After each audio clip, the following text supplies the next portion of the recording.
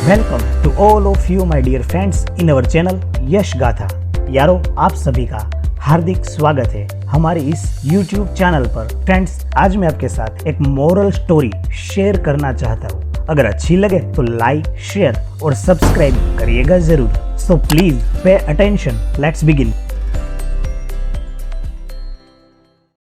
बहुत समय पहले की बात है। कहीं एक जगह एक राजधानी थी और वहाँ का राजा बहुत ही न्यायप्रिय था और प्रजा के हित के लिए सदा ही तत्पर रहता था, और इसीलिए वह राज्य की प्रजा धन धान्य से सुखी और समृद्ध थी, जिनके चर्चे दूर दूर तक के राज्यों में भी होते रहते थे। लेकिन एक बार उस राज्य में एक बहुत ही बड़ी महामारी फैल गई, जिनमें बड़ी तादाद में लोग मरने लगे। प्रजावत्सल राजा अपनी प्रजा को इस भयंकर महामारी से बचाने के उपायों में लग गया।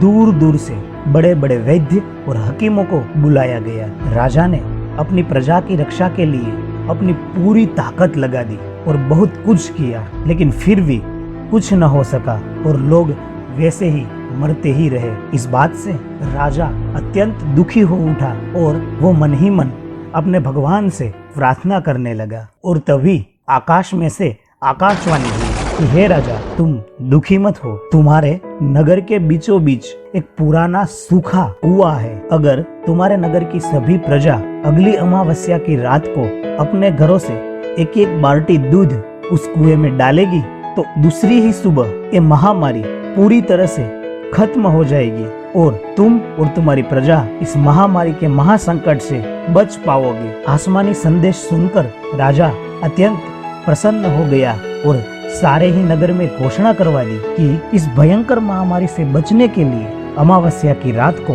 हर घर से कुएं में एक एक बाल्टी दूध डालना अनिवार्य है। अब अमावस्या की रात भी आ गई जब सब लोगों को उस कुएं में एक एक बाल्टी दूध डालना था। तब वहाँ पर रहने वाली एक कंजूस और चालाक बुढ़िया ने ये सोचा कि सभी लोग तो इस कुएं में दूध डालेंगे ही, अगर मैं अकेली इस कुएं में पानी डाल आऊं तो कोई फर्क नहीं पड़ेगा, और वैसे भी अंधेरी रात में किसी को पता तक नहीं चल पाएगा कि मैंने क्या डाला है। ऐसा सोचकर मन ही मन मुस्कुराती वो बुढ़िया उस कुएं में पानी डाल आई। और अगली ही सुबह राजा ने जब देखा तो लोग अब भी मर रहे थे, बल्कि ज्यादा मर रहे थे, क्योंकि वो महामारी अभी तक खत्म ही नहीं हुई थी। राजा जब इसका कारण जानने के लिए कुएं के पास आया और कुएं के अंदर देखा तो देखते ही हैरान रह गया, क्योंकि पूरा कुआं पानी से भरा हुआ था। कहीं पर एक बूंद भी दूध नहीं दिखाई दिया। और राजा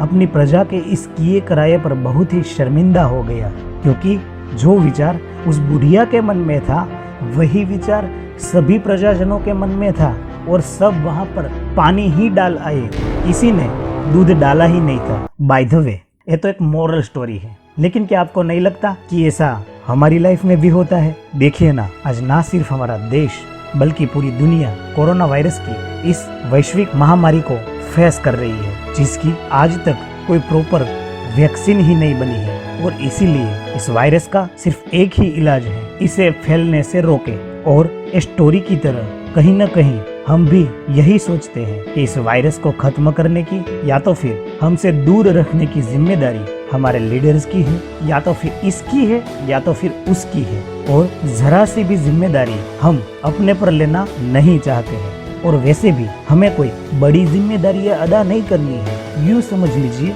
कि कुछ भी नहीं करना है। एक सेंटेंस में अगर कहा जाए तो आज कुछ भी नहीं करना, वही देश के लिए बहुत कुछ करना है। और फिर भी अगर आज हम अपने पान मसाला या सिगरेट शराब को ढूंढने के लिए पुलिस वालों से बचाते हुए घूमने निकल जाते हैं, बिल्कुल उसी बुढ़िया की तरह जो सोचती थी कि मेरे अकेले के करने से क्या हो जाएगा, या तो फिर किसको पता चल जाएगा। एक बात बताइए, आपके या तो फिर आपके आसपास कोई छोटे छोटे बच्चे हैं, और अगर है तो क्या आपको पता है कि इन बच्चों की मुस्कुराहट इस दुनिया का सबसे बड़ा तोहफा है। और अगर हमारी बिना किसी वजह बाहर घूमते रहने की जो आदतें हैं, और इन आदतों की वजह से अगर हमने किसी बच्चे को संक्रमित कर दिया और अगर कुछ हो गया, क्योंकि बच्चों की इम्यूनिटी हमारे जितनी नहीं होती, तो फिर बाहर घूमना फिरना बहुत ही महंगा पड़ सकता है। याद रखिएगा, क्योंकि ये वायरस खुद चलकर हमारे घर नहीं आता। वैसे एक बात अच्छी भी है क्योंकि आज हम सभी देशवासी इस बात के लिए गौरव महसूस करते हैं कि